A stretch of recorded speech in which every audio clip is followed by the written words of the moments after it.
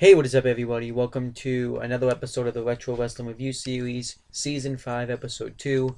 And I apologize for being a little bit late on these episodes. It's just I've been super busy when it comes to schoolwork and things like that. So I'm going to try to get finished this season, though, before Friday, because Friday I plan on ending the season because Elimination Chamber Sunday, and I have a plan to do a big season finale on Friday. So I hope I can do that. Um, so let's hope I can do that. So now I've reviewed every single match on this DVD for the Elimination Chamber. Luckily, I had it right here. So I reviewed every single match. So I am now going to cover every pay-per-view in Elimination Chamber because in 2010, the WWE decided to make Elimination Chamber its own pay-per-view, which I'm really still not a huge fan of. It's a kind of one of those things where they do gimmick pay-per-views. They do it for the Hell in a Cell match. They do it for TLC. They do it for the Money in the Bank, which Money in the Bank does work. Um, but um, Elimination Chamber does work, but I don't think it should be its own pay per view. I feel like it should be a Survivor Series theme, like I talked about in my last episode, because Elimination Chamber has that Survivor Series type of feel to it, where you want to be the last survivor and you have to go through hell to survive, and the last guy that wins the match is survives. I'm not saying you do it at every Survivor Series, but it'd be nice if they did it only at Survivor Series, or they could do it maybe at like SummerSlam. Probably not WrestleMania, but do it at SummerSlam or like a pay per view like SummerSlam or Survivor Series. I wouldn't mind if it's around those times. Even if they did it like at a no name pay per view, that would be fine. I just don't think it needs to be its own pay per view. I did like the fact though that it was just before WrestleMania because I liked that hype where the Elimination Chamber they would make it seem like it was your last chance to main event WrestleMania. You had to go through all this hell to main event WrestleMania. I do like that concept. Um, but Elimination Chamber does not need to be its own pay per view. So, but yeah, I'm going to be covering the 2010 because that was the first Elimination Chamber pay per view itself, and this is going to be interesting because I've already covered both of the chamber matches because they're on that DVD. But there's other matches on the show I can cover. But yeah, I'm going to cover. But yeah, I'm just going to kind of run through the code and talk about not really the storylines behind it, but just kind of say what the code is. I believe there was two. So there was two elimination chamber matches. I know that. I'm going to cover them again because sometimes things are worth a second look at because maybe I didn't cover it as well the first time go around. So this is like my second chance. Um, so I'm going to cover both of the chamber matches. I'm going to cover, but there's also other stuff on the show. There's an Intercontinental Championship match on the show. I'll say what it is when I get to that match. A Divas Championship match on the show, and I think that's it. I think that was all that was really announced ahead of time.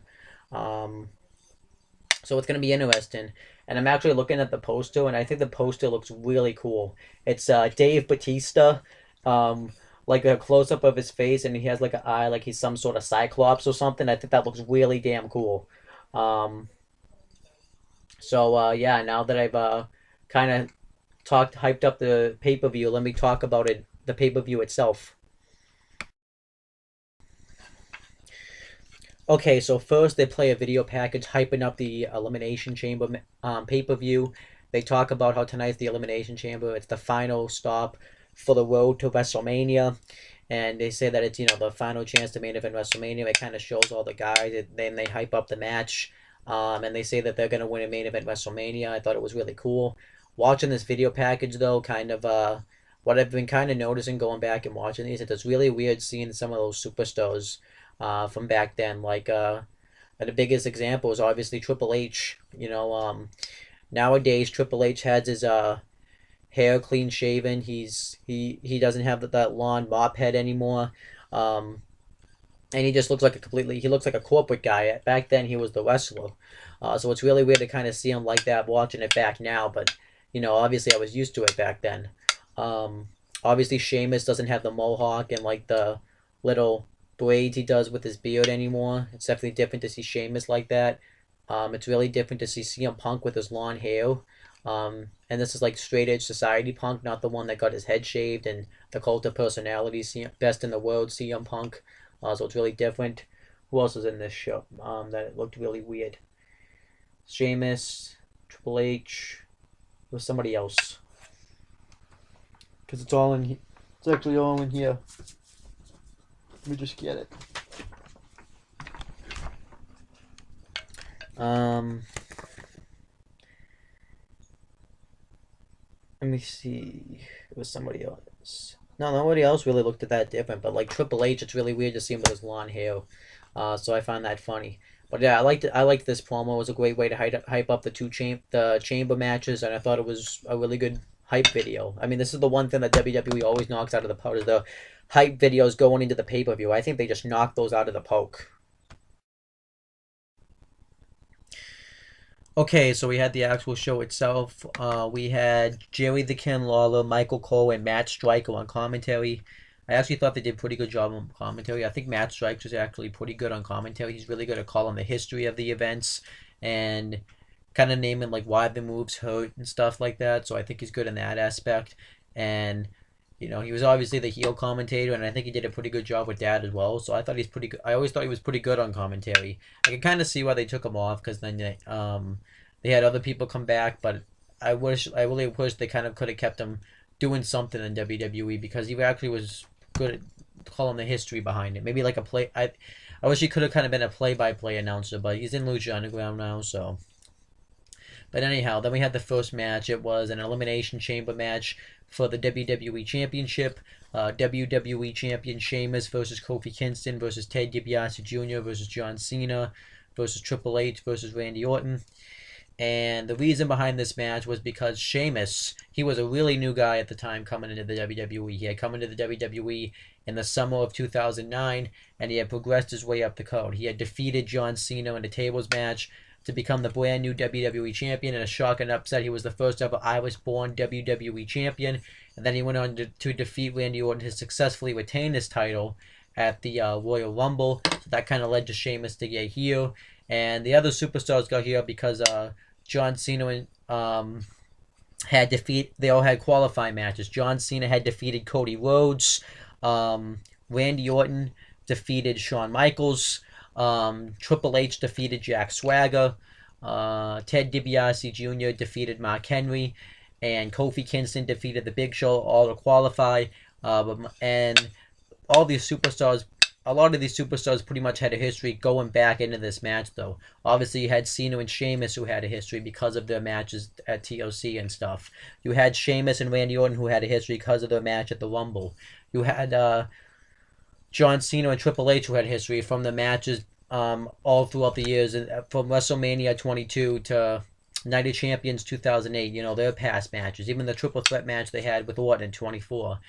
John Cena and Randy Orton had a history from their feud back in 2007, and then, the feud in 2009 with the I Quit, Hell in a Cell, and Iron Man matches. Triple H, John Cena, and Randy Orton all fought in a triple threat match at WrestleMania 24 for the WWE Championship.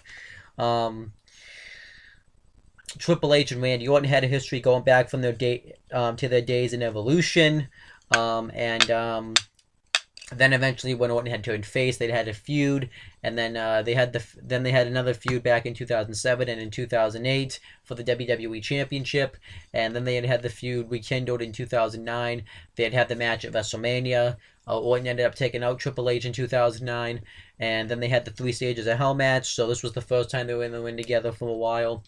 You had Triple H, who also had a history with Ted DiBiase Jr., because this was at the time when Randy Orton had formed Legacy, which consisted of himself, Ted DiBiase Jr., and Cody Rhodes.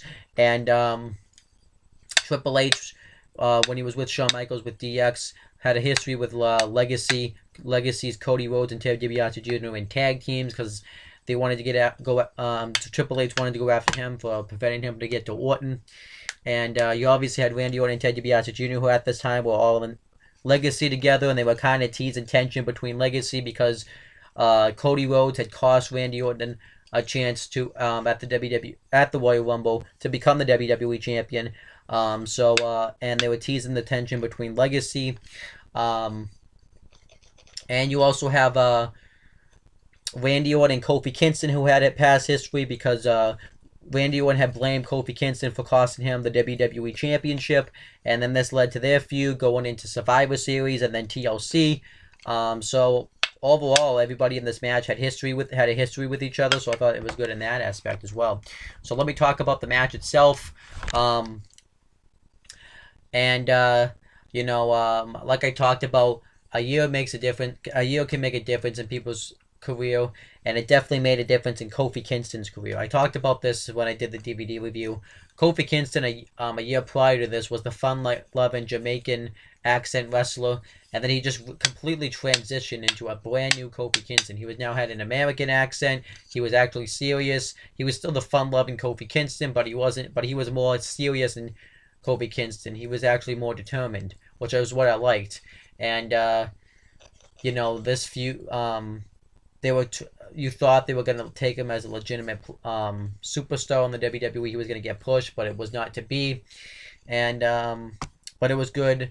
But Kofi Kingston, when he comes out, actually gets paranoid and starts looking behind him like someone's going to attack him. Because a year prior to this, he had been taken out by Edge and was prevented from competing in the Elimination Chamber for the World Heavyweight Championship. So that's why he was kind of paranoid, which I did like that.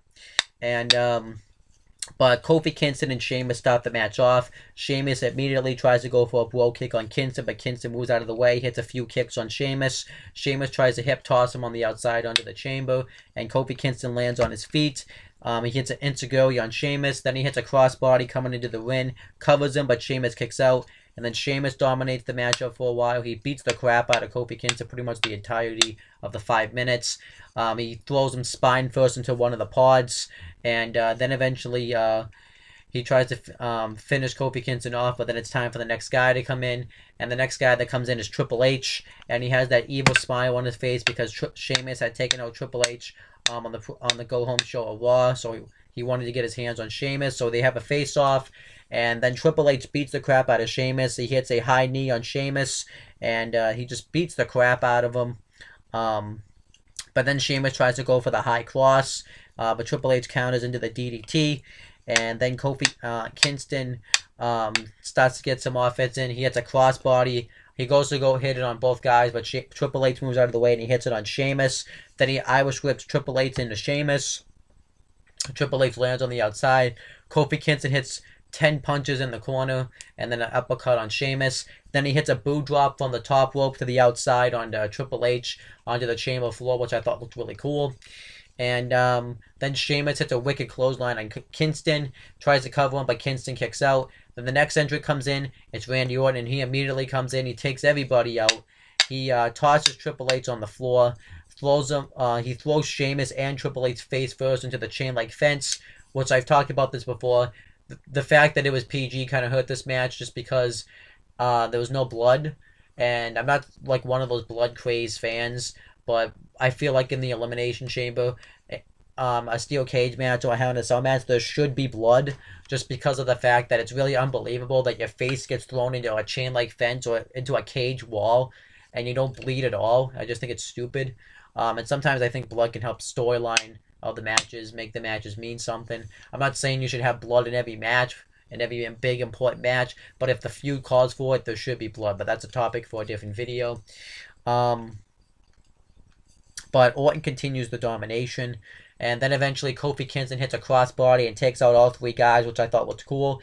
Then he goes to hit another one on Orton in the ring, but Orton counters with a drop kick, and then Orton hits it, but Kingston kicks out of it. Orton hits a scoop slam on Triple H, and then he goes for the RKO on Triple H, and Triple H counters it. Kofi goes for the Trouble in Paradise. Orton ducks it, goes for the RKO on Kingston, counters, and then Triple H hits the goes for the pedigree on Orton, but Orton backdrops him onto the steel floor on the outside, and then he tries to throw and then eventually Sheamus tosses him shoulder first into the steel post, and then the next entrant comes in. It's Ted DiBiase Jr., and he immediately starts taking out everybody. He hits a couple of fist drops onto Sheamus, and then this was the moment of truth for Ted DiBiase Jr. because Cody Rhodes, they had been building to whether or not he was going to turn on Orton and take the title, or if he was going to work together with Orton and help him win the title. And you see DiBiase Jr. and Orton is in the corner, and he has a chance, and he has to make his choice, but he chooses to extend his hand out to Randy Orton, and they decide to work together to take out everybody. So they beat the crap out of Triple H, toss him to the outside, and then they beat the crap out of Kofi Kingston, and they put his face in between one of the chain-like fences, in the which I thought looked really cool, and they choked Kofi Kingston into it. And this looked awesome. And DiBiase Jr. hits a Boston Crab while his head is in this chain like fence, and it just looked absolutely brutal. I thought that was great. And then they beat the crap out of Triple H some more, toss him to the outside again, and then they keep tossing him back first over and over again into the chain like fence. Then eventually Randy Orton hits a draping DDT from the ropes onto the chamber floor on the outside, and pretty much from this point Triple H doesn't do anything in the matchup, which I was fine with because he was selling the injury. So then it's time for the last entrant to come in, and it was John Cena. And this was the first time ever in WWE history that all 6 guys had been in the Elimination Chamber with no eliminations. They were just all in there at the same time, which I thought that was kind of cool. And Orton and DiBiase Jr. go right up to Cena's paw before he comes out, because they're just going to jump on. But Cena's able to fight his way through, which I thought looked really unbelievable. I didn't think that was believable that he fought his way through. And then he hits his 5 moves of doom on Orton. And then he hits a throwback on Ted DiBiase Jr., and then he hits the leg drop on him. Then he goes for the AA on Ted DiBiase Jr. Orton tries to stop him, but Cena uses DiBiase Jr. as a battering ram, and DiBiase Jr. tries to grab onto the ropes. But since there's no rope breaks, Cena hits the AA onto the just on the outside, right under the chamber floor, which I thought that looked pretty cool. And there's no in this chamber match, because sometimes those exceptions, you can only eliminate your opponent inside the ring. So yeah, I thought that was kind of weird.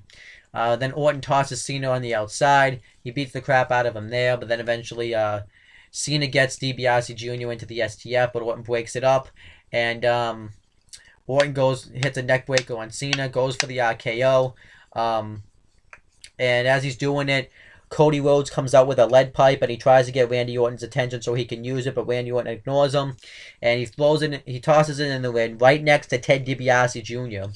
And Orton goes for the RKO. Cena gets him up for the AA, and Ted DiBiase Jr. comes in the ring, and he has the lead pipe. So he looks like he's going to take out Cena, but they try to make it look like he hit Orton. I don't think he purposely meant to hit Orton. It looked like Cena used Orton as like a cover-up, so that way DiBiase ended up hitting him by accident. That's kind of what it looked like to me. And then he lays out Orton with the AA, and then Ted DiBiase Jr. hits Cena in the ribs with a lead pipe, and then he has to make his choice. He can choose either to pin Cena or to pin Orton, and he chooses to pin Orton, and he pins Orton and eliminates him, which I thought this was a nice set off, so that way you could kind of split off Legacy from here. And I thought it was good. And afterwards, Orton, when he's leaving, is all pissed about it, and Ted DiBiase Jr. kind of is smirking at him, and Cody Rhodes realized he fucked up because he pretty much just cost Randy Orton the WWE Championship again. So this would kind of send off Legacy to kind of do the own thing at WrestleMania, and they would have that triple threat match. So I thought that was good.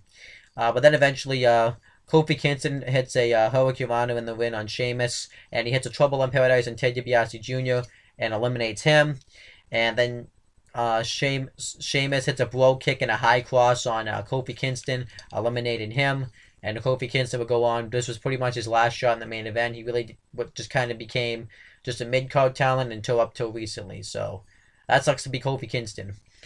And then it's down to the three guys. It's down to John Cena and Triple H, who are like the golden boys of the WWE, who are dominated WWE. You know, you had Triple H with the what's it called again?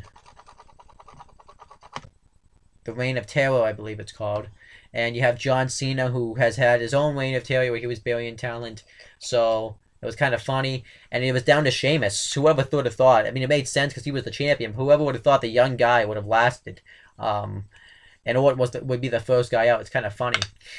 And Sheamus dominates John Cena for a while. Cena goes for the AA, but Sheamus counters into the Irish Curse backbreaker. And then Sheamus hits a power slam on Cena. He gets him in the tree of woe position, and he just beats the crap out of Cena. He goes for the high cross on Cena, but Triple H comes back too. He hits a low blow on Sheamus, and then the pedigree on him. And Triple H gets his arm over on Sheamus, covers him, and gets the pinfall. And another thing I want to mention too is it's kind of nice to see Triple H come out as the wrestler again. I like him as the corporate guy, but it's nice to see him in the full-time wrestling capacity. It's pretty cool. But yeah, Sheamus gets eliminated, and this would set off Triple H versus Sheamus at WrestleMania, and their feud going into Extreme Rules as well, because Triple H would win the match at Mania, which shouldn't have happened, and then Sheamus would win the match at Extreme Rules and take out Triple H, and then that was kind of the feud. But then it's down to Cena versus Triple H, and Cena immediately puts Triple H into the STF. And Triple H is in this move for a pretty long time, and eventually Triple H taps out, and John Cena wins and becomes the brand new WWE Champion, which I wasn't happy with at the time, but then it made sense with what they did with it right after this match. But I want to talk about the Chamber match before I talk about what happens next, like what I thought about it. I thought the Chamber match actually was pretty good. It was a nice way to open the show. Just like I said, the thing I don't like about it was the eliminations came too fast. I like the Chamber matches where I don't mind when they have like one elimination after the other, but I hate it when they have all the guys get eliminated at once. I kind of like it spread out throughout the match. That's where the match can kind of progress. I just don't like it when they have eliminations kind of going on willy-nilly. I think that's just kind of lazy writing. I get it makes the match unpredictable, but it's just I don't really like it when they have the eliminations go boom, boom, boom, boom, boom. It's just kind of a little too fast. I feel like you need to kind of, not rush the eliminations. So that's just kind of what I hate about this match. Anyway, and the fact that, there was other things I liked about it, like when the spot with Kofi being choked into the run of the Chamber. The start of the split of Legacy was good in this match. And the teamwork that Orton and DiBiase Jr. were doing, they drove a DDT onto Triple H. And the fact that they eliminated Sheamus right before the end, he actually ended up getting a concussion from this match. I believe it was probably from the pedigree because that was the only time he was really dropped on his head. So he had to miss a few weeks of Raw. So yeah, and this was back before they had the brand split, the first brand split too. So the WWE title was exclusive to Raw. So I didn't mention that. I liked Kofi Kingston's spots. It just kind of pisses me off seeing Kofi Kingston and Ted DiBiase Jr. in this match when they ended up being kind of irrelevant. And, and Sheamus is actually really different from this match. Like, he was that monster heel where nobody would stop him. And he kicked ass, and then he went on to become, like, the smiling doofus babyface. And now he's kind of back to being that way kind of again. He went on to, like, a destructive path for a little while, and then he kind of became the smiling doofus. It was weird. So I didn't like that. Like I said, because Ted DiBiase Jr. went right back. He lost his match at Mania, and after he pretty much lost, he just kind of faded into obscurity.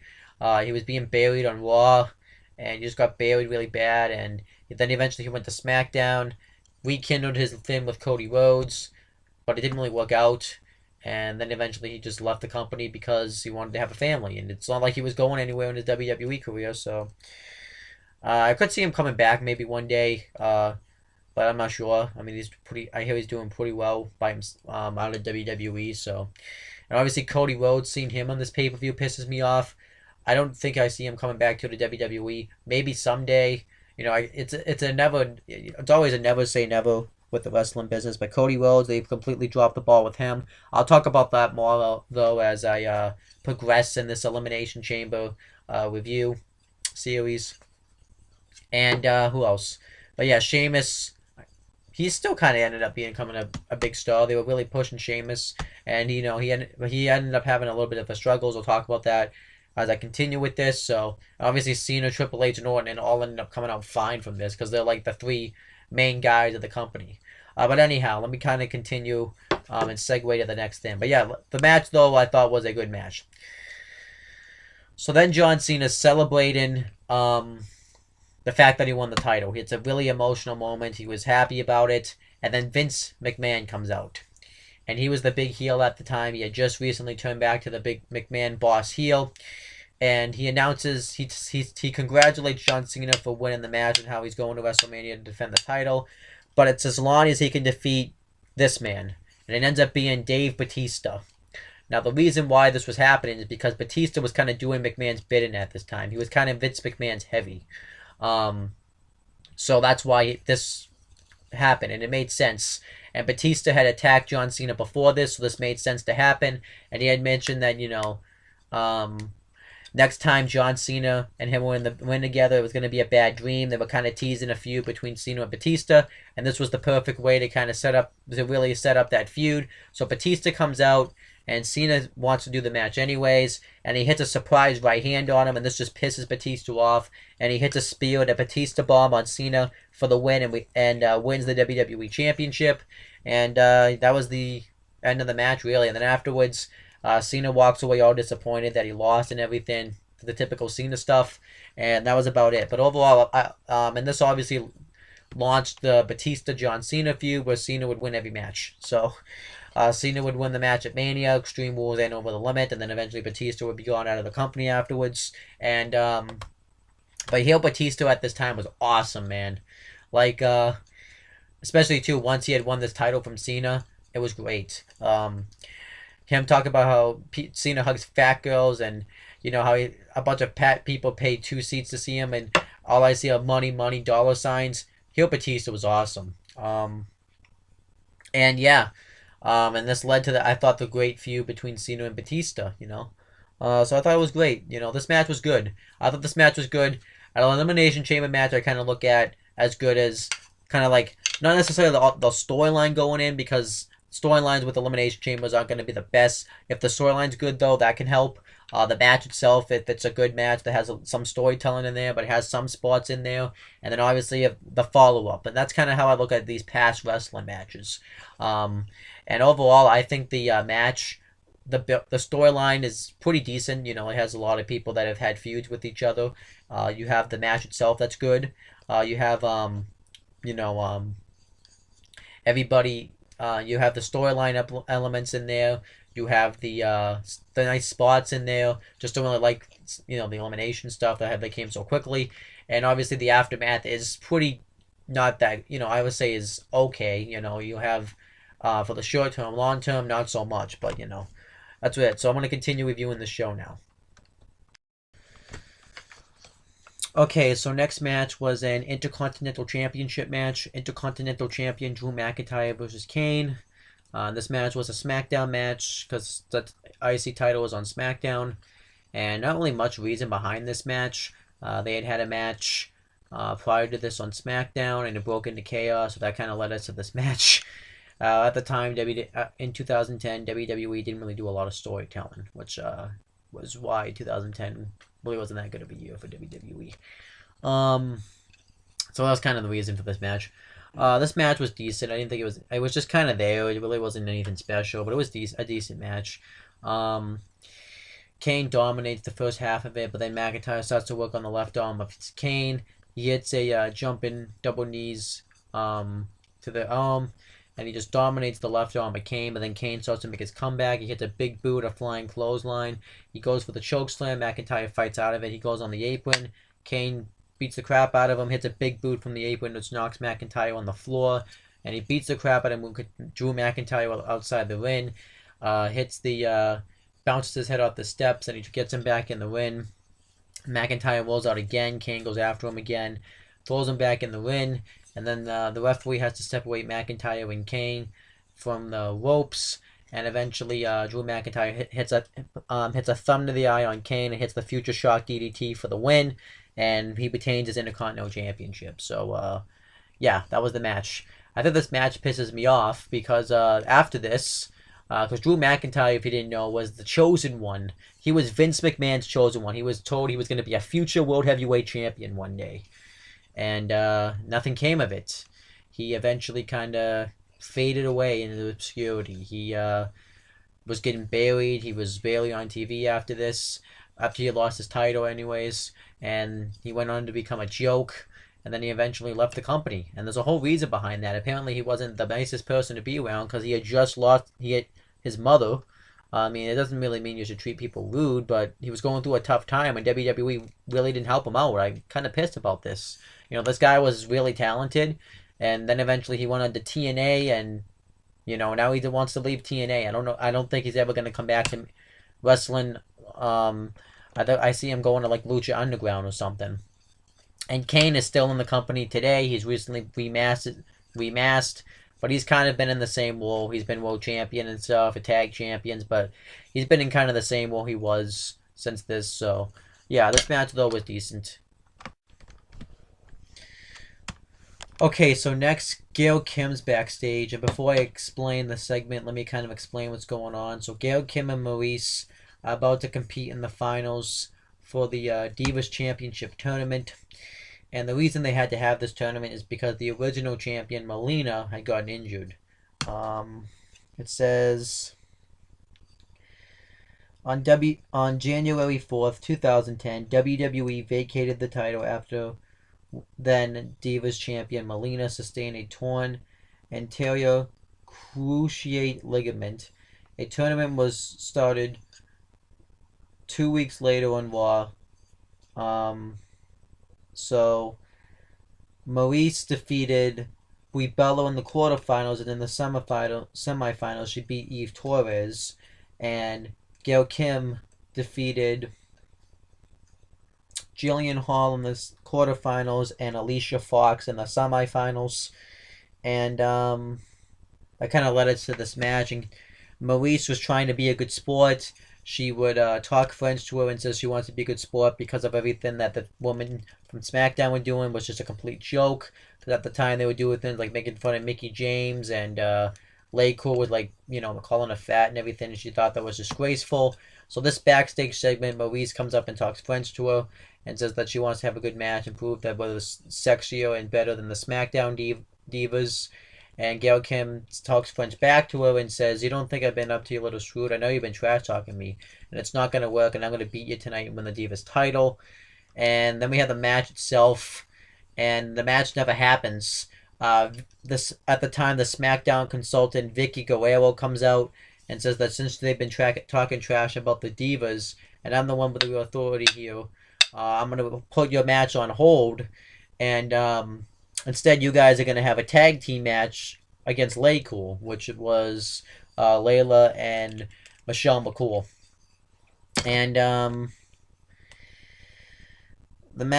so it would turn into a tag match, and Gail Kim does the best she can to fight them off, but Maurice doesn't really want to work together with her. So then eventually what happens is Michelle McCool hits a big boot. Laycool dominate Gail Kim for a while, and she tries to make the tag to Maurice, but she's not interested, and then she face palms Gail Kim, and then Michelle McCool hits a big boot on her, and then she hits the Faith Breaker on Gail Kim for the win, and afterwards Maurice hits the French Kiss, best known as a DDT, on Gail Kim. And that was it. This was bad.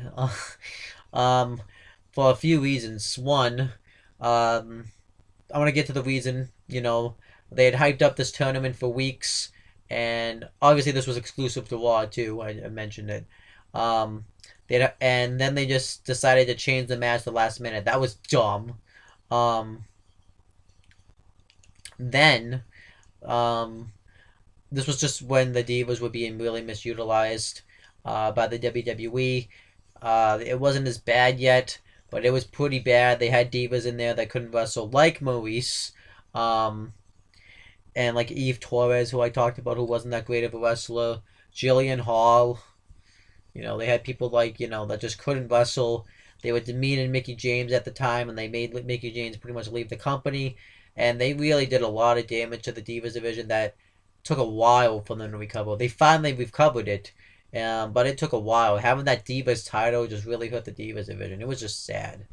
But after this, Maurice and Gail Kim would go on to have the finals, where Maurice would end up beating Gail Kim and becoming the new Divas champion. And they had Gail Kim right at their access too. She was probably one of the best the best divas at the time, I should say, that they had, and they misused her. So eventually, she left the company. I don't know when exactly she left, um, and went back to TNA. And Maurice eventually, I think, left the company in 2011 for a little while, and then eventually she just recently returned last year. So yeah, none of these divas even wrestle for WWE anymore. And Lay Cool are both retired now. So yeah, so much for the divas division at the time. Okay, so next the Miz interviewed, and at the time the Miz was the Unified Tag Team Champions. When he was one half of the Unified Tag Team Champions and the United States Champion at the same time. And he gets interviewed by Josh Matthews, and at the time they were hyping up the coming of NXT. This was when they had, before it's like it is now, this was when, they had the 8 pros, 8 rookies concept, and which I did like this concept until they ruined it. The Miz says, and The Miz was going to be Daniel Bryan's pro. And The Miz says that Daniel Bryan is a internet darling, but he just lacks personality. He's probably the first one to show up in line at a Star Wars convention, but if he listens to me, then he'll be successful. And what he needs is personality, because that's what got me to become the first ever unified and United States champion at the same time. And he says he also needs to learn how to win. And then he said, because I'm the Miz, and then the MVP comes up. But obviously this kind of started the launching of the Daniel Bryan, the Miz feud. Not quite yet, but almost, which is still going on to this day. And MVP says that you're actually right. You do need personality. And personality will get you really far ahead, and that's something that we both have. And it's been successful for you. It's done wonders for me, because I ended up pinning you on Raw this past week. So he says that he wants an opportunity to face Miz for the United States Championship. And he says that he's got it, so he tells Miz to change out of his suit. Because at this time, MVP and Miz were kind of having a little feud going on for the United States title. That was actually a pretty enjoyable feud. I don't really remember a lot about it, but I remember liking the feud when I had seen it at the time. So it was good. But overall, I like this interview. I always liked watching the Miz. He's good on the mic. Not the best in the ring, but I've always liked watching him when it comes to talking, because he's good at that. And MVP, I think, is just talented as well. He was really good. He had that charisma that I liked about him. So overall, I thought this was a good way to set up the U.S. title match. What I hated about it, though, is that they announced it at the pay-per-view when they should have announced, because they did this a lot back in 2010, and even back for a while, they would announce impromptu matches on the pay-per-view. They do it all the time, and I just never got why they did that. Okay, so next, William Regal comes out and he hypes up the new NXT show. It's kind of weird that they hyped up the NXT show on a pay-per-view that people are paying like $50 for, and an NXT show that people are going to watch for free. But at the time, they had defunct ECW because it sucked. So William Regal was kind of a free agent. And he pretty much announces that he's going to be one of the pros on NXT.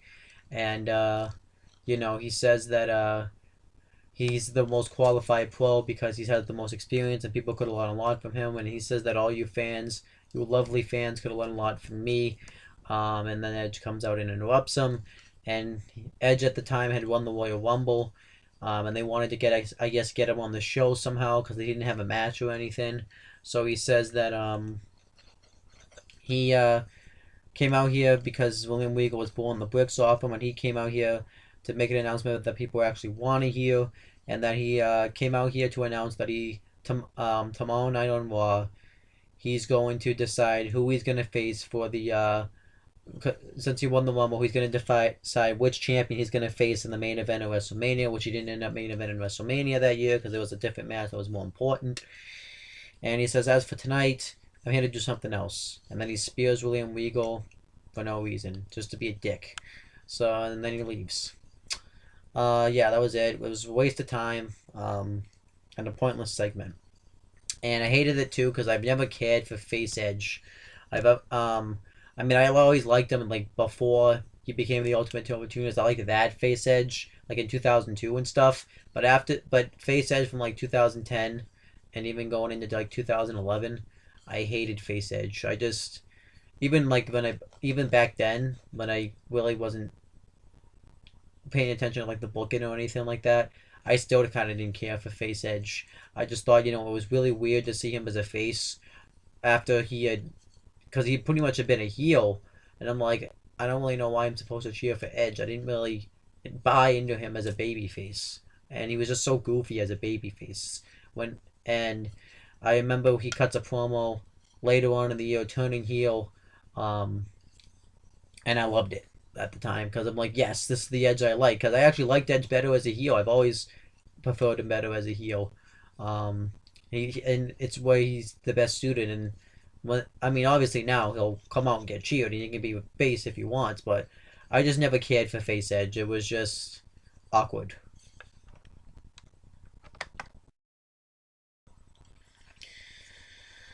Okay, so next was a United States Championship match. United States Champion The Miz with his tag team partner Big Show, because at the time they had made the tag team Show Miz, and on Raw the previous Monday before the pay per view, so the go home show, they had won a triple threat tag team match that included the Straight Edge Society members CM Punk and Luke Gallows and DX to win the unified WWE Tag Team Championships. And The Miz obviously ended up defending his U.S. title against MVP with MVP's tag team partner, Mark Henry. I never got why they threw Mark Henry and MVP together as a tag team. It was weird. It was just really random and it made no sense. So, a lot of tag team. This was another thing that wasn't really too strong with WWE in 2010 was the tag team division. Um, they would just throw tag teams together willy nilly, and Mark Henry and MVP was one of those tag teams. So I think that's why they kind of stopped the brand split for the first time around. But anyhow, I thought this match was good. Not a pay per view quality match at all, though. It was mainly a Raw match.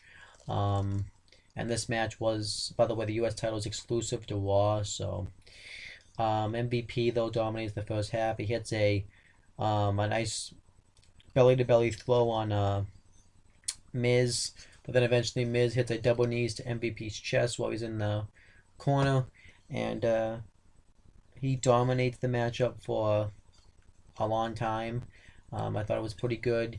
Miz hits MVP hits a wicked right hand on Miz, but then eventually Miz hits a running kick to the head, and MVP hits the tries to get some offense going again, but then Miz lays him over with a DDT. He goes for the superplex. Miz fights out of it. Then MVP hits the belly to belly throw off the top turnbuckle, and then eventually he starts making his comeback. He hits the ball and elbow, covers him, but Miz gets his foot on the ropes. And Big Show was being an awesome cheerleader out there, I thought. And while the referee's not looking, Big Show puts Miz out of the ring, and Mark Henry and MVP drop kicks Big Show for that. And then Mark Henry attacks the Big Show, throws him into the steel post, and then he goes to charge at the Big Show, but Big Show moves out of the way, and Mark Henry ends up crashing through the timekeeper's area. I thought that was pretty cool. And then MVP goes for the kick, the Hiroshi kick. But Miz moves out of the way, and then the referee's distracted, and behind the referee's back, Big Show hits a knockout punch on MVP. Miz covers him and gets the victory. And during the match, Miz ended up getting busted open from a headbutt he had hit on MVP. I thought that looked pretty cool, and that made the match. And Miz retained his title. And that was it. At the time, they were really behind Miz. They were really pushing the Miz. And I can see why, because he definitely had it on the mic. He was able to get you to hate him really easily, and he wasn't that bad in the win, I thought. So eventually he went on to, become a two-time United States champion. He won the Money in the Bank ladder match that year, and then he won the WWE Championship the night after Survivor Series. And, it was a big moment for The Miz. He was, really hot at the time. And he's up until this year, after the last summer, he really never got that hot ever again. And MVP pretty much afterwards kind of stayed with the face route and then pretty much faded into obscurity, got released, and then we saw him on TNA Impact Wrestling lately, and then he got released from that, and I don't know what he's doing now. I hear there's rumors he may come back to WWE, but those are just rumors, so I'm not sure if it's necessarily true, but it is what it is. And obviously Big Show still the Big Show, kind of, has turned face and heel probably 50 times since this match. And Mark Henry, went on to just kind of go on his generic babyface run. Had his big Hall of Pain run though soon afterwards, so that was cool. So yeah, overall, like I said, it was a good match, but not a pay-per-view match, mainly a Raw match. Okay, so then we had the main event. It was a Elimination Chamber match for the World Heavyweight Championship. World Heavyweight Champion Undertaker versus Chris Jericho versus Rey Mysterio versus John Morrison versus R-Truth versus CM Punk. So it was, so Taker, Jericho, Truth, Morrison, Punk, Mysterio. I think that's all. I think that's everybody. But I remember the match itself, so if I forgot somebody, I'll talk about it they'll be brought up once I talk about the match. But let me talk about the build up to this match. So the reason this match was going down is because the Undertaker had won the World Heavyweight Championship from CM Punk at Hell in a Cell 2009, and he would successfully defend his title against Punk again in a submission match, against Punk and Mysterio in a four-way match that involved Batista, then against Big Show and Chris Jericho in a triple threat match, and then he went on to defend it against Rey Mysterio at the Royal Rumble. So we had some history with at least 3 of these guys in this matchup. But he also had Chris Jericho and everybody got into this matchup. But Taker was the champion, so he was in. But everybody qualified for this matchup. John Morrison qualified by defeating Drew McIntyre and Kane in a triple threat match. R-Truth qualified by defeating Mike Knox. Chris Jericho qualified by defeating Matt Hardy. Let me just make sure. So Morrison, Truth, Jericho, and Rey Mysterio qualified by defeating Dolph Ziggler. So that's how everybody got to this match, and then it kind of led to the build-up. So obviously some people in this match already had a history. Rey Mysterio and Chris Jericho had a history from their feud for the Intercontinental Championship in 2009 when they had all the IC title matches. And Chris Jericho and John Morrison had a history for some of their matches in 2009. And Chris Jericho and R-Truth had a history from their feud earlier in the year. And I already kind of mentioned Jericho and Taker's history. John Morrison and R-Truth were friends. They were starting to become close and starting to become tag team partners. And what else? And John Morrison and CM Punk had a history from their days in ECW, going for the ECW championship. CM Punk and R-Truth had a history from when they were feuding in 2009. And they were starting to go with the CM Punk Rey Mysterio feud. And obviously I mentioned Mysterio and Taker had a history. Those were kind of like people who had feuds in the past. But leading into the Chamber match itself, they had several matches going into it. Rey Mysterio had knocked off a victory over CM Punk. But afterwards, CM Punk at the time was the leader of the Straight Edge Society. This was probably some of CM Punk's best mic work post Best in the World, when he was the Straight Edge Society, and he was with Sarita and Luke Gallows, who he comes out with in this match. And he was starting to praise Straight Edge. Don't do drugs, don't do alcohol, and it was really working for him. But they were starting to set up the feud between Rey Mysterio and CM Punk.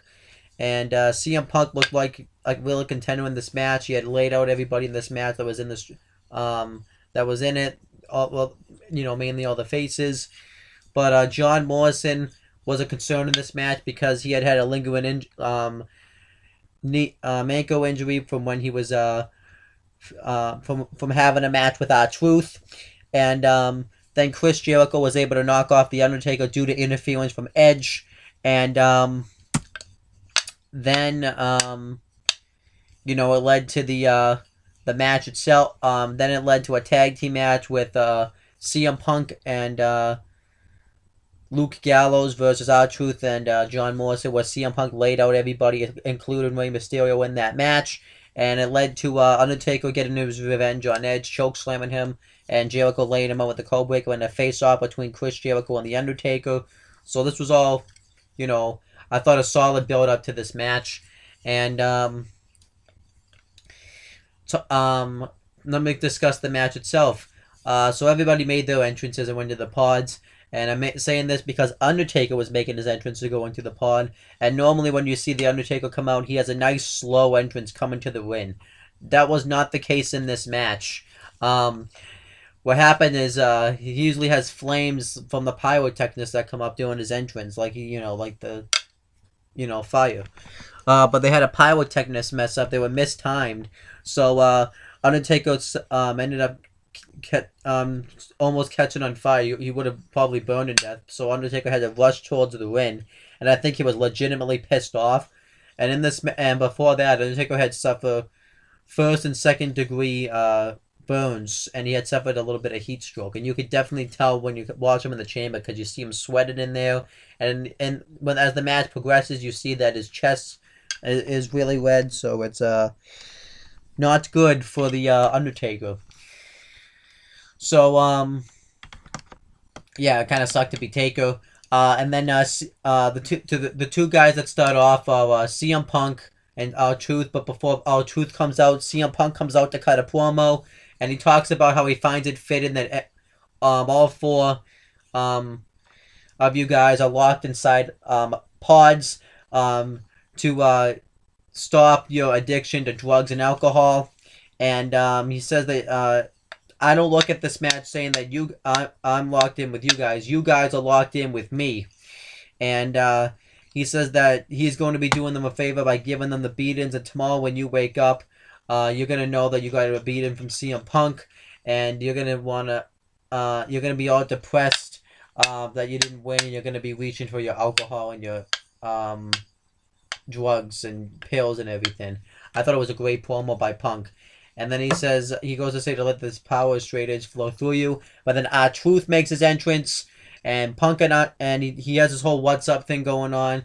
And he says, St. Louis, what's up? And then they say what's up, and he says, the Elimination Chamber, that's what's up. I thought that was kind of weird.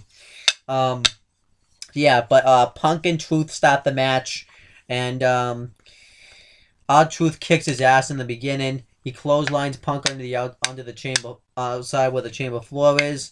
Throws him face first into the chain link fence, and he throws him there a ton of times. Clotheslines him in the ring, and he tries to go for the scissors kick. Punk moves out of the way, and he goes for the go to sleep. Truth's able to counter it, and then eventually Punk gets a kick to the head and a go to sleep and eliminates R-Truth in like 2 minutes.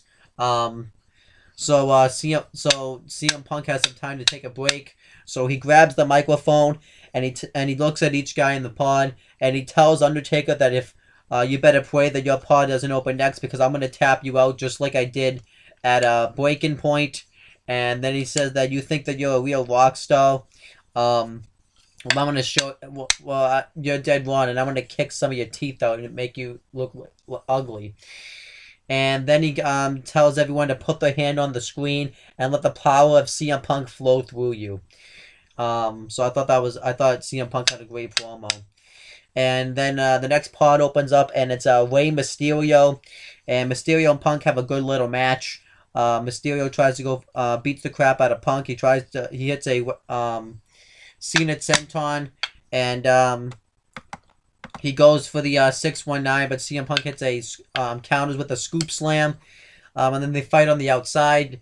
Mysterio tries to hit a Hurricanrana into the chamber, but Punk catches him, and he swings him like a baseball bat into the chain link fences of the chamber. I thought that looked really cool.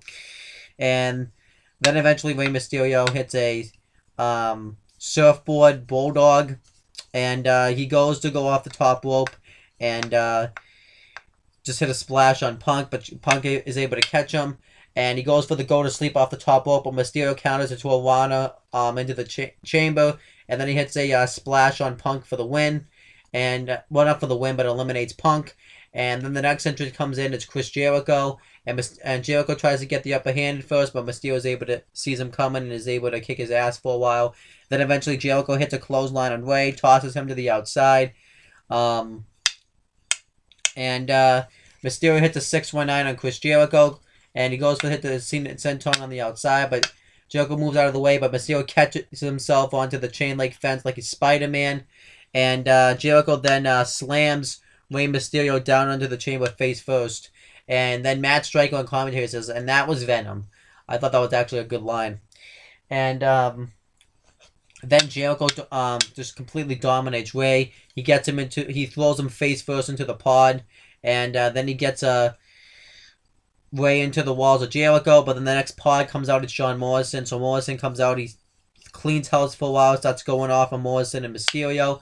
Morrison tries to hit a springboard move on Morrison, but Morrison kicks him in the head, and then eventually Morrison tries to go off the top rope, and Mysterio slams his back of the head into one of the pods, and then Jericho tosses Mysterio outside the ring, throws him face first into the chain link fence, and then Morrison dives on both guys on the outside, and eventually Rey Mysterio tries to go for a Hurricanrana off the top rope, but Morrison hangs onto the ropes and hits a Starship Pain on Mysterio, and eliminates him. So then it's just down to Morrison and Jericho, and Morrison hits the springboard spin kick from the top rope, and then eventually Jericho is able to get him into the walls of Jericho.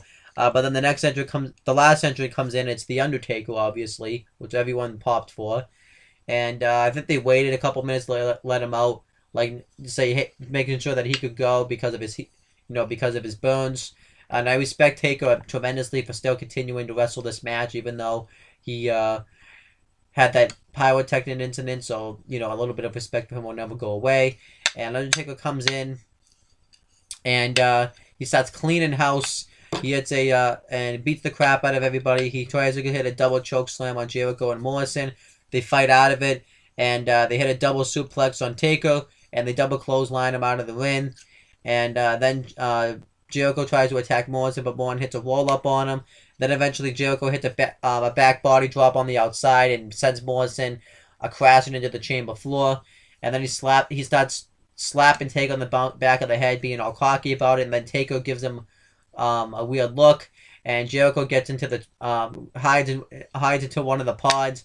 And Taker he's trying to close it, but Taker opens it and just lays right hands onto Jericho, and then he starts fighting with Morrison, and Morrison hits the spin kick on him, but Morrison, because of the knee injury, can't capitalize, so he tries to go for the Starship Pain. Taker gets the knees up, and Jericho sees that they're both down, so he goes to go in the win, but then Taker sits up, so then he gets in and goes back into the pod, and Taker beats the crap out of John Morrison, tosses him on the outside, throws him into the chamber that Jericho's in, well, the pod that Jericho's in.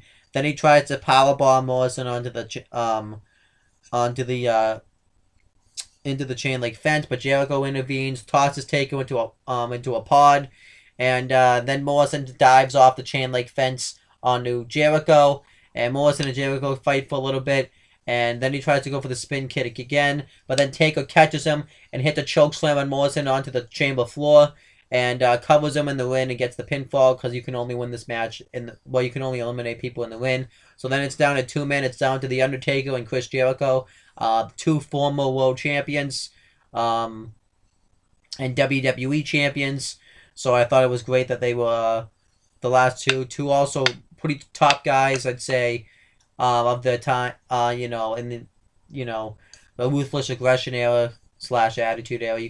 I'm not going to say attitude era because Jericho necessarily wasn't really a top guy really in the attitude era. It was mainly towards the end. So, but anyhow, so they both have a phenomenal altercation together. Jericho hits a superplex off the top rope. He gets Taker into the walls of Jericho. Taker's able to fight out of it, and he returns it into the Hell's Gate, and Jericho uses the ropes to get out of it. And then eventually Taker tries to go for the tombstone. Jericho counters into a code breaker. Covers Taker, he kicks out, and then Taker hits a last ride on Jericho, and he goes to finish him off with the tombstone, and none other than Shawn Michaels. He pops up through the who was under the ring, he pops up through the chamber floor, And the reason Shawn Michaels was out there is because Undertaker and Shawn Michaels had a match at WrestleMania 25, which Shawn Michaels had lost, and Shawn Michaels could, because it was his chance to break Undertaker's undefeated streak. Shawn Michaels just couldn't fathom the fact that he lost, so he wanted his rematch with Taker. Taker kept saying no, and originally he was going to win the Royal Rumble to get his opportunity at the title, but he didn't win the Rumble, and he needed a way to get to face Taker, so he decided to come up in this match. And he hits the sweet chin music on The Undertaker, and Jericho takes advantage, covers Taker, beats him, and becomes the brand new World Heavyweight Champion. And afterwards, we see Shawn Michaels looking over at the fallen Undertaker. And this made sense, because this was able to launch off Taker versus Shawn Michaels, because Taker didn't have the title anymore, and Shawn Michaels finally got to his match, and it led to the Streak versus Career match between Taker and Shawn. And, Taker would go on to win that. Shawn Michaels, that would be his last match ever in wrestling. And this match also launched off the feud between Chris Jericho and Edge for the World Heavyweight title, because Edge decided to face Jericho for the World Heavyweight Championship. And Jericho went on to successfully retain his World Heavyweight Championship. And then Edge would win the blow-off match in the steel cage. And this also launched off the Rey Mysterio CM Punk feud. And, Mysterio would beat Punk at Mania. Punk would beat him in Extreme Rules, and then Mysterio won the blow-off match with CM Punk, where if CM Punk lost, he had to shave his head, so that kind of sucks for to be Punk, because they took his hottest straight-edge society angle, which blew. And after this, no one benefited. Luke Gallows got released, I believe, shortly afterwards, and didn't come back until 2016 of last year. And Serena, we haven't seen it. Has popped up in TNA, and I think it's been in Lucha Underground and things like that, but she was released in 2010 as well. I believe she was released too before the Straight Edge Society even ended. That kind of sucked. And John Morrison and R-Truth went on to face Show Miz for the Unified Tag Team titles, and they lost. And then they kind of just went through all separate paths afterwards. Didn't really go anywhere from this. They ended up getting... Morrison ended up getting released in 2011. Now he's doing his thing on Lucha Underground. I hear he's really good in there. And R-Truth is still with the company, doing the same gimmick, and is in an unconsequential role, and is confused all the time. So, yeah.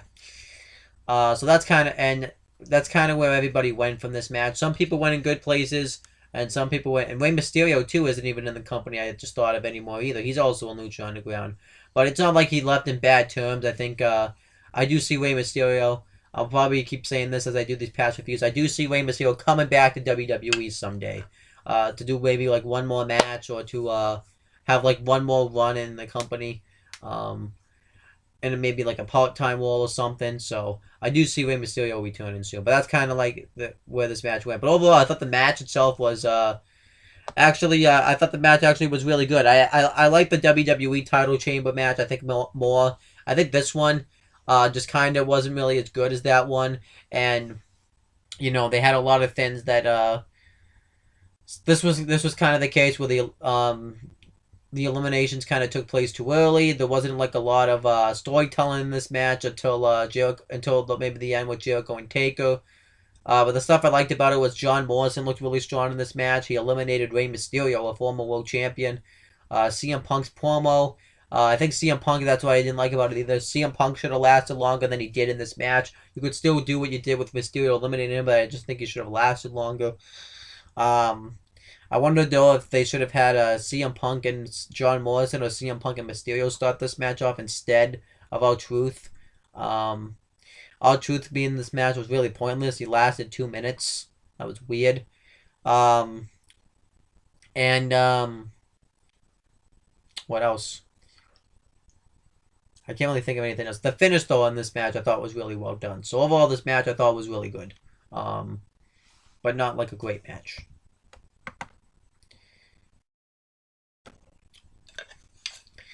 Okay, overall, I thought the show was average. The only matches that are really worth going back to watching the show are the chamber matches. But if you have that Elimination Chamber DVD, I actually have it right here. If you have this DVD right here, you really don't need to go back and watch it because it's on this DVD. But if you don't have the DVD, then go back and watch it. It's also worth seeing Batista win the WWE title, but if you have this DVD, you'll see that as well. Miz and MVP is a good match, but that's not a pay-per-view quality match. But it's really just a filler show. It's not really anything special. You don't really need to go back. You could probably skip this pay-per-view. So I would suggest you do just that. Alright, so I'm going to end off this video. I hope you guys have enjoyed this video. Make sure to subscribe and check out the other Retro Wrestling Review series on this channel. Check out my own The Talkinator and CM Brothers channel, and I'll talk to you guys later. Goodbye.